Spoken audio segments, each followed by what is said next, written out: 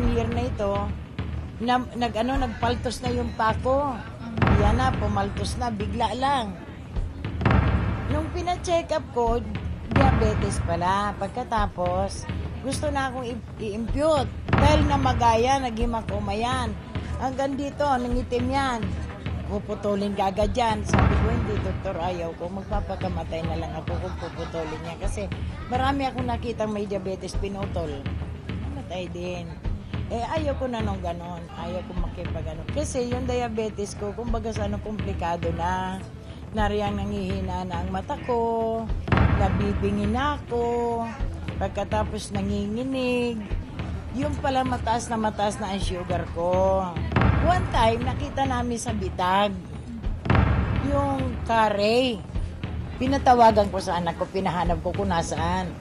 Ay, sabi ko, hindi tayo pwede pumunta doon. Ang layo dahil di na ako makalakad. Tinuro naman kami. Mayroon pala doon sa may tabi namin. Doon kami nakabili. Unang take ko yun, 30%. Nakatulog ako. Naka-sleep ako ng maganda. Nawala yung kirot-kirot. Kasi hindi lang siya. Yan. Dito yan. Hanggang dyan yan, ha? Hanggang dyan yan. Diyan. Malaki. Ito lalong malaki. Kaya yan, nangingitim pa nga. May itim pa rin siya.